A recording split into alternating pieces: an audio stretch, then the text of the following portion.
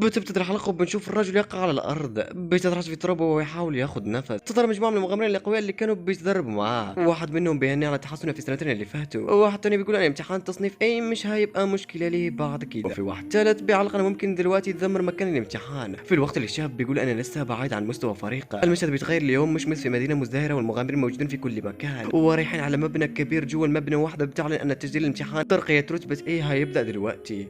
ريك بيقترب من المكتب علشان ياخذ تذكرة الامتحان، والبنت اللي واقفة ورا الكانتور بتتعرف عليه وبتخبر عن أليسا وأنهم كانوا بيشتغلوا مع بعض من سنتين. اتفاجأ جدا لما ريك استقل فجأة من شغلهم وأعلن أنه هيبقى مغامر. ريك بيشعر بالحرج وبيقول لها أن تصبح مغامر في الثلاثينات من العمر حسها أمر غبي، خاصة لما معظم المغامرين يبدؤون في تصنيف F في سن المراهقة ويوصلون إلى تصنيف O بعد كم سنة. أليسا بتسأله إيه اللي كان بيعمله في السنتين اللي فاتوا، فريك شرح أنه كان بيتدرب بشكل مكثف في الجبال. المحادثة اتقطعت لما ظهر واحد سكران وبدا يضايق أليسا. السكير كان بيلح على أليسا تروح معه يقضوا وقت حلو مع بعض، ولما حاولت ترفض مسك ايده وحاول يجبرها. ريك تدخل ومسك الرجل السكران، واول ما حط ايده على بطن الرجل اغمى عليه بطريقه غريبه. بيقول هذا ما بيحصل مع الناس اللي بيشربوا كثير. أليسا ما فهمت ولا شيء وكل الناس مستغربين من هذا الشيء الذي يحدث. اخيرا ريك اخذ تذكرة الامتحان بتاعها وكانت الرقم 4242، الرقم اللي كان نحس بالنسبه لريك. بعد كده خرج من المبنى وقابل صديقته رونيتا وسألت إذا كان خلص تسجيل ولا لا. في نفس ذلك الأثناء المغامرين كانوا مستغربين لما شافوا بصمة إيد على ذراع السكيرة وفهموا أن ذا هو السبب اللي خلاه يغمى عليه. كمان اتعرفوا على السكير وكان اسمه ظلمات اللي مطلوب بتهمة الاعتداء. ريك فكر ازاي مسك السكير قبل كده وبفكر إذا كان هو الذي أضحى به.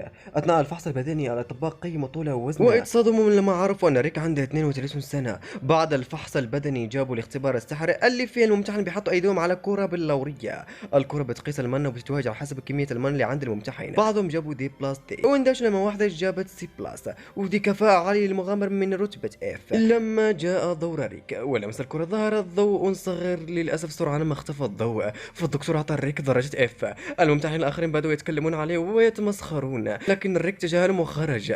الدكتور كان على وشك أن ينادي للفحص الثاني لكن وفجأة الكرة البلورية تكسرت بسبب قوة ريك. الجزء الثاني من الاختبار كان قياس قدرته الهجومية وكان على الممتحنين يضربوا عمود أخضر متوهج بهجومهم أو ما يعرف بالحقيبة الهلامية. ريك افتكر وقتها لما كان بيتدرب مع سيده اللي كان دايما بيقول له أن أساس قوة الشخص هو جسده، لو قدر يدمر الحقيبة الهلامية الذهبية بقبضته يبقى جسده قوي كفاية. ريك حاول الاعتراض لأن الحقيبة الذهبية قوية زي نابة التنين وسيده كان بيتباهى أنه يقدر يدمر 200 وحدة دفعة واحدة. من وقتها ريك بيتدرب على الحقيبة الذهبية ب50,000 لكمة يوميا. المهم بعدها جاء دور ولد صغير عنده 11 سنة فدخل بتقوى غرور لقدامه وبيقولوا ان الابن الثاني لعائلة ضاموه وان السحر وصل لمستوى رتبة سي. باختصار هو معجزة حقيقية. الولد الصغير داش الجميع وبدا يرد التعويذة وشعل النار في يده، بعدين شن هجوم بكرة نارية على الحقيبة الهلومية اللي امتصتها فورا. ريك تفاجئ من حجم كرة النار الصغيرة بس الناس كانوا مندهشين من الهجوم. ريك بيفتكر لما تعرض لهجوم من قبل صديقه بنفس الكرة النارية دي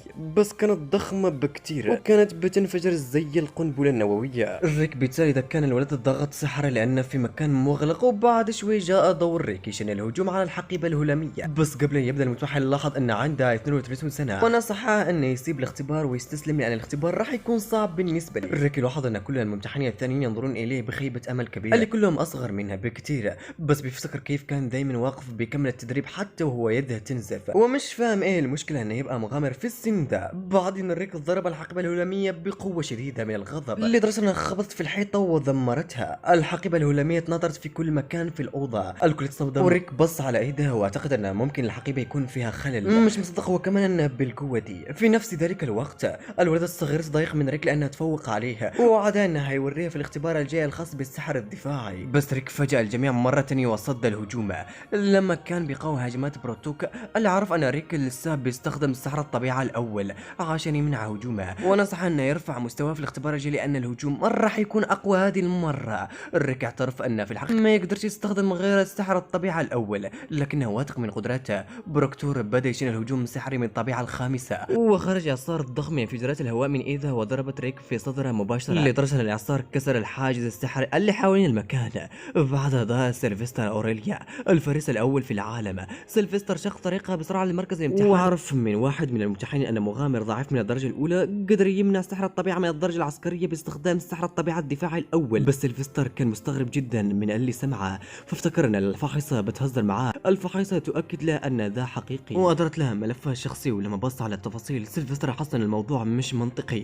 أنا رجل عندي 32 سنة وكان موظف استقبال في النقابة قبل كم سنة، فجأة بقى بالقوة دي. بعد كده ريك خرج مع رونيت علشان يرتاح شوية. رونيت بتسأله كيف كان الاختبار الكتابي. ريك أخبرها بثقة أنه أكيد راح يكون جاب أعلى درجة. ريك أخبرها أن الاختبار الجاي هيكون اختبار الذكاء، يعني هيبقى اختبار كتابي لقياس قدرات كل المغامرين. ريك قال بثقة أنه هيجيب 100 في الاختبار الكتابي، وطلب من رونيت أنها لا تقلق عليه من ناحية ذكائه علشان أنه كان موظف استقبال، وممكن أنه يكون اكتسب خبرة عالية من خلال رحلته مع حسب المغامرين في العامين اللي فاتوا.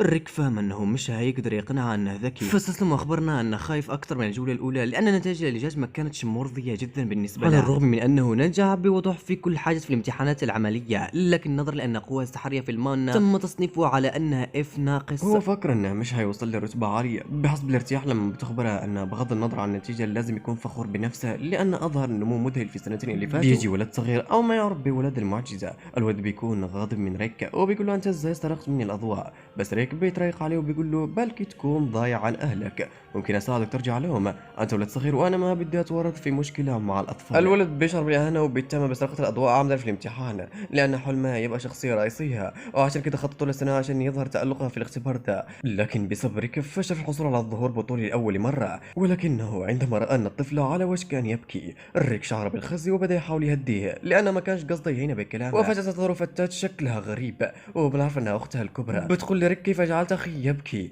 أنا راح أجعلك تندم، وبتتحدى في مبارزة وبيكون اسمها أنجيليكا، وبما أنه التقط القفاز ده يعني أنه قد وافق على المبارزة. المهم بنروح بعد لساحات التدريب، هناك حيث تقدم أنجيليكا نفسها رسميا على أنها فريسة من الدرجة الثانية من الفرسان الملكيين، ذا يدل أنها قوية جدا. على حسب مباراة أنجيليكا في المملكة ذي النظام بيسمح للفائز بتحديد شرط الانتصار، وبالنسبة لشرطها هي بتطلب من ريك يبقى خادم لها بقية حياتها. بتقول له بفخر أنا بمجرد ما تهزمها في المبارزة دي هتقدمها بكل طريقة ممكنة عشان تتأكد أن عمرها ما يتنمر على أطفال ثاني. ريك يتجاهل كلامها ويسأل لينيت إذا كانت تعرف أي رتبة أنجيليكا، وبما أن أنجيليكا فارسة من الدرجة الثانية فهي بتفترض أن أنجيليكا مغامر رتبة بي، وده معناه أنها عندها قدرة على هزيمة وحوش رفيعة المستوى لوحدها. ريك بيكون مش طايق بقدراته وبيشوف أن إمكانياتها سيئة جدا، يعتقد أنه مش هيقدر يتغلب على أنجيكا خالص لأنه مجرد مغامر الدرجة الأولى، هو مش متأكد إذا كان هينجو في المبارزة دي. ولما بتحصل لينيت أنه بيشعر بالخوف بدأت تهدي وتطلب منه يلتزم الهدوء، بتذكر عن التدريب اللي خده في السنتين اللي فاتوا،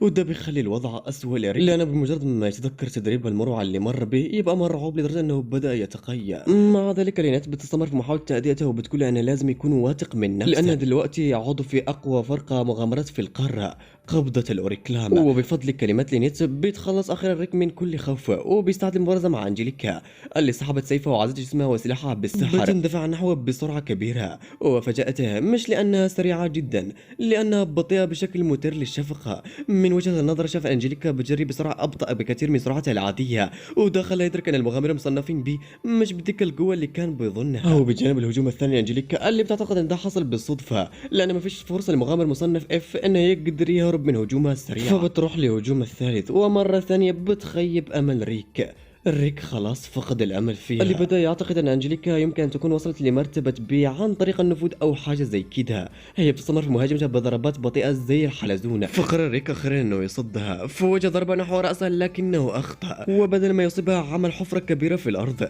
دخل أنجيليكا تدرك أن ريك فعلا أقوى منها، فاستسلمت فورا وسمحت له أنه يكسب المبارزة وقررت أنها تنسحب، لكن ريك أوقفها لأن كان من المفترض أنها تتلقى العقوبة بسبب خسارتها في المبارزة، وذكرها بالشرط اللي قالته أنجيليكا قبل المبارزة اللي هو الخاسر يبقى خادم للفائز مدى حياته. لكن أنجيليكا مش التزمت بشرطها وفرت هاربة. بعد انتهاء المبارزة اللي نزل بدخول ريك تقريبا حان وقت الاختبار التمهيدي، وإن السيد برونو الآخرين هيجوا للنقابة قريبا. لما سمعوا الخبر ده ريك لأنه مش عايز يواجه الكائنات المخيفة القوية دي، قبضة الأوريكلام.